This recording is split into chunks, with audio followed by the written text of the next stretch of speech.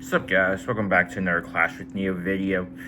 Today I break my silence for over 4 years on YouTube, and today I do that to talk about Nvidia. Now, what motivates today's video is Nvidia's RTX 50 series launch that occurred last month. An absolute disaster, bringing minimal price to performance gains and having very limited supply, causing people to camp out of micro centers, competing with bots online and scalpers to secure the new RTX 50 series GPUs. But why Nvidia? Why exactly is this happening? Today, I'll be explaining what's going on at Nvidia, probably. So let's talk about Nvidia as a company and the types of GPUs it sells. So they have a consumer professional line of GPUs, the GeForce RTX, which are the 50 series that they just launched. And they also have the data center lineup, which are the H100 and the recent H200 GPU.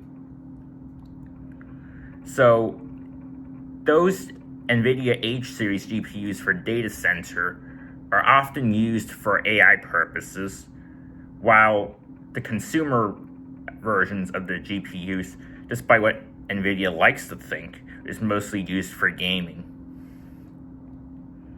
So to talk about why there is such limited supply of them and how this makes sense for Nvidia, Nvidia has a choice because they make their wafers, their GPU wafers are made at TSMC, Taiwanese Semiconductor Company, TSMC. And they use the same node on both the consumer and data center GPUs. They are supply constricted, which means that Nvidia has a finite number of wafers that they can use. So Nvidia can either produce an AI GPU, the H series, to a massive corporation, or they can produce a consumer-grade GPU, the GeForce RTX 50 series GPU. Now, there have been reports that the AI GPUs have been selling for upwards of $20,000, while the consumer GPUs, Nvidia says that they're $2,000. We'll get to why that's probably not the case in a bit. So if you're Nvidia, which GPUs would you rather sell? The ones for $20,000 or the supposed $2,000 consumer grade GPUs? Of course, you'd want to prioritize selling the $20,000 GPUs to massive corporations.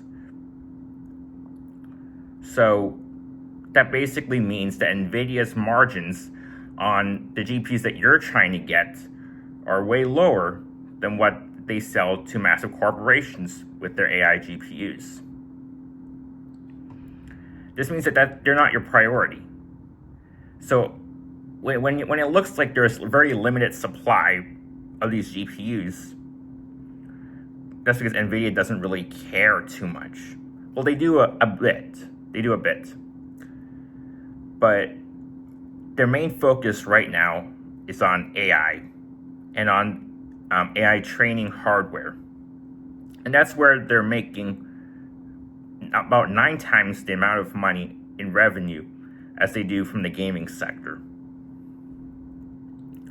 So why don't they produce more gaming GPUs? Well, that's a factor right there, right? Instead of using the wafer for a gaming GPU, they can sell corporations an AI GPU that sells for about 10 times the amount of money. But it's not just about the opportunity cost of these AI GPUs. You see, if you're Nvidia, you would try to milk as much money as you can from the consumer sector because there is little or no competition coming from anyone. The RTX 5090 doesn't have any competition in the consumer space, and there won't be for a while going forward. This means that people who want the best have one choice. That is to buy the RTX 5090. Now, if there are people who are willing to spend so much money for the best, we've already talked about why Nvidia wouldn't really want to produce more of them, because they could be selling them to massive corporations, which, by the way, there are, news outlets that are also suggesting that they're supply constrained as well, that massive corporations, trying to train AI models, are scrambling to get these H100 GPUs. But there's another reason why Nvidia wouldn't want a massive supply of these RTX 5090s. So, as I alluded to previously, Nvidia set their MSRP at $2,000 for RTX 5090s. Now, how many of you were able to buy an RTX 5090 for $2,000? Very few of you probably did. And the reason is artificial supply constraints from Nvidia. They would rather you not pay $2,000 for their GPUs, but pay maybe $2,500 or $3,000. But they sell the Founders Edition model for $2,000 straight. And you can see right now on retailers that the AIB models have jacked up the prices massively, blaming tariffs and other issues as to why they do so. Some of them are legit, some of them are not. But you see that there's this pricing disparity between Nvidia's stated MSRP and what the GPUs are actually selling for. That's not an accident. They won't be able to get away with selling GPUs for so much money if there's more supply of them. Because demand on the consumer side, there's only so many people who are willing to spend $2,500 or $3,000 on a GPU. So, if you were Nvidia, what would you do? Right? If you're trying to maintain the market share that you have in the gaming sector, which Nvidia has a massive market share still in the gaming sector, they're still buying your GPUs anyway, because they don't have anywhere else to go for high-end GPUs. So, would you flood the supply and sell them for $2,000? Or would you artificially constrict the supply and try to sell them for a higher price? Now you're thinking, well, this is conspiratorial. Well, it may be, but this seems like a sound business practice, doesn't it? You have a finite number of wafers that you can sell, and you want to get the highest price for them. And how do you do that? Now, there's a reason why Nvidia makes those GPUs at all, right? So from what I've been saying, you may be thinking, well, why do they even make these GPUs, those consumer-grade GPUs, at all? And my best guess is that it's almost like a secondary or insurance policy for Nvidia. They're trying to protect themselves from a possible AI bust. If AI doesn't go the way that they think it's going, they still want to have the business that they had before the AI boom. So what that means is that if they were to suddenly lose market share in the gaming sector and AI goes bust, it would be very hard for Nvidia to regain the market share that they once had. So it's easier to just stay at the top, which they are right now, than it would be for them to try to regain the market share that they lost. So that's so like, in essence, Nvidia's consumer line of GPUs are almost like a backup option for them. They're not the main priority. So, some of you may be thinking right now, well, okay, Nvidia sells the GPUs, the 5090 Founders Edition, for $2,000. So why would they do that and not ship them when AIBs have them very high marked up? Well, this is all a marketing decision because they want to validate their own price the MSRP that they stated, which was at $2,000. But they don't want to sell them at that price. They want to sell them at a much higher price. So what they do is they would allocate a large amount of the supply to the AIBs for a price that the AIBs cannot sell for $2,000. They wouldn't make money on that. So Nvidia would sell the dies to the board partners for a ludicrously high price that the AIBs would have to push that price onto the consumers. And since they're selling out, they don't really care. They're like, well, we can slap on some profit for us as well. So that's why you're seeing these 5090s go for, over $2,400. And even the 5080s. These 5080s are not selling for $1,000. They're selling for well over $1,200. Artificial constriction of supply. That's basically all it comes down to. Now, why do I say it's artificial? Because they're using the same exact node that the RTX 40 series uses. So it's not any harder for them to make these new cards. So why suddenly is there such a shortage of them? And as I have previously stated, these are minor price to performance gains. These cards are not much better than the previous generation when you take price into account. So it's not that hard for Nvidia to make these cards. So why aren't they? Yeah, it's the AI sector, the data center, and their ability to manipulate the pricing so that they make more money from their dies than they otherwise would. Now, this is part of the reason why gamers feel that Nvidia hasn't given them the performance gains that they wish they had. Because Nvidia doesn't feel the need to do so, especially at the high end.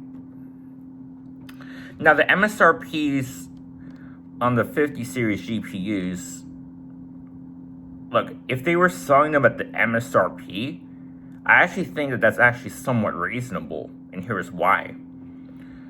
The RTX 5090 has a significantly larger die size than the RTX 4090. So the RTX 4090 launched for $1,600, RTX 5090 launched for $2,000. When you count for inflation and as well as the the price hikes on wafers because they're supply limited, $2,000 from Nvidia's standpoint is actually not ludicrously expensive. It sounds ludicrously expensive to consumers, but for Nvidia, they're looking at this and go, based on the previous generation price, I think $2,000 sounds reasonable for this generation for the 5090, and it's the Halo card. People want it. Obviously, as I've stated previously, that's not the case. People are not buying these for $2,000, and even if they are, it's in very limited quantity. But basically what I'm saying is the MSRP is basically made to not make Nvidia look super bad. Because if they charge the $3,000 MSRP for the 5090, people will go, whoa, whoa, whoa. What's going on? This is crazy.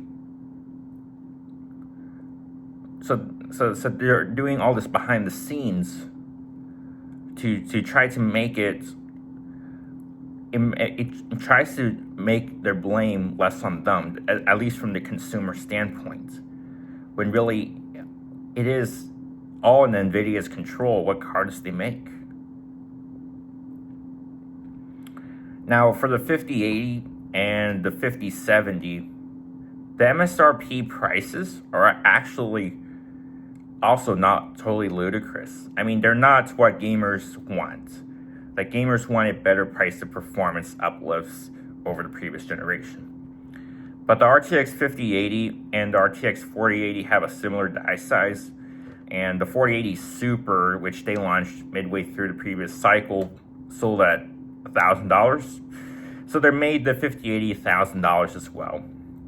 So for Nvidia, it's like they're selling basically the same product. I mean, there are architectural changes and different RAM, but in terms of the die, they're basically doing the same thing as the previous generation for the same price. That's to protect their profit margins. As for them, that's for any company, that's what comes first. So that's what they're trying to protect there. And for the RTX 5070, they actually have a smaller die size in the RTX 5070 than the 4070. And the RTX 4070 will actually launch for $600, and the RTX 5070 is going to launch for $50 less. So that's why you may be hearing that the RTX 5070 isn't going to perform very well compared to these last gen GPUs, and negligibly faster. As far as I've heard, they haven't launched at the time of this recording. So that's the situation of Nvidia and their consumer grade graphics cards, and basically why they this is how Nvidia makes money by not supplying you cards. It makes, on its face, it doesn't make much sense. But when you actually dive into where Nvidia makes most of its money, it actually makes perfect business sense as to why they're doing this. Now, let's talk about Nvidia, financially, and what they do as a company, how they're doing. So right now, Nvidia's market cap, $3.27 trillion. Almost $3.3 trillion. They're the second most valued company in the world, behind Apple, which is about $3.4 trillion. That's ludicrous. That's absolutely insane. When you look at their price per earnings ratio, they're at 52.63. So Nvidia already making so much money, the market is pricing it in as a growth stock. If you look at the price per earnings, that's the valuation of a growth stock for a company that's already an established key player in the industry. Why is that? Their valuation requires continued business investment to make sense. Now, this isn't investment advice. This is not financial advice. This isn't whether or not you should be buying Nvidia. Instead, I'm just explaining why Nvidia is, valued so high, and is also due to lack of competition. No one can produce AI training hardware better than Nvidia can. That's why they can get away with charging upwards of $20,000 for these graphics cards, which sure, they do not cost $20,000 to make, not even close. This allows Nvidia to make crazy profit margins on every data center GPU they sell, which is why they're making so much money. 9 times, about $30 billion in the last earnings reports. The next one comes a couple weeks from now, but their last one, they earned about $30 billion off of the data center GPU. So if you annualize it, that's over $100 billion a year. So really, $100 billion a year in revenue doesn't quite justify its super high valuation. Again, Nvidia is now considered a growth stock, which is, which is pretty crazy to think about, because a lot of the growth stocks that we hear are often from emerging players in the market. An example would be something like Tesla. Before the COVID boom in the stock market, Tesla was a minor player in the automotive industry, and now it turned into what's basically an AI company now. So it's also one of those growth stocks that are banked on the AI as the future. But they're still a relatively small player in the automotive industry, or they were pre-COVID. So that will lead me to the next question. That is, are we in an AI bubble right now? And again, this isn't financial advice here about whether or not you should be buying Nvidia stock. But I think that that's an appropriate question to be asking when looking at Nvidia's price per earnings ratio right now. 52.63 at the time of this recording. That's a very high price per earnings ratio, especially for a company who's making more than $100 billion at an annualized rate.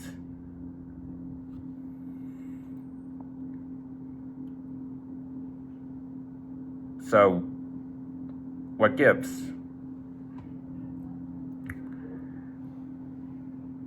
AI is continually causing investment in major corporations.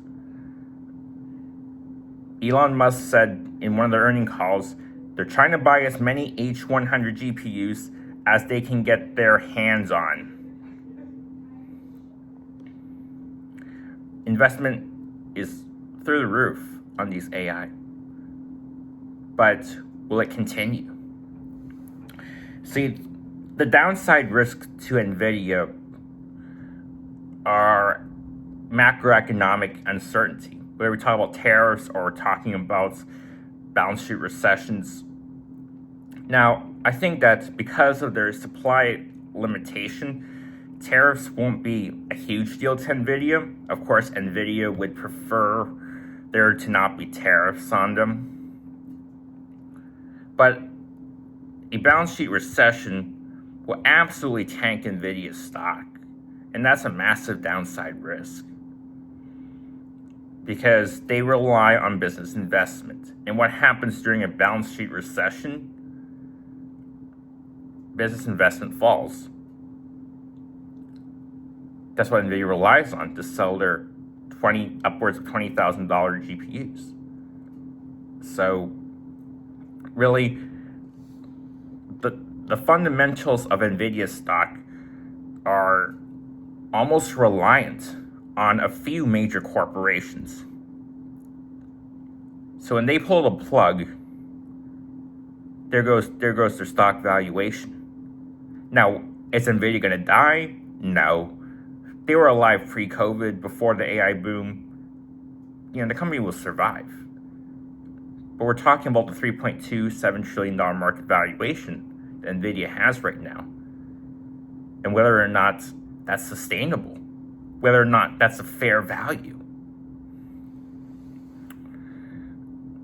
I believe that we are in an AI bubble as of right now.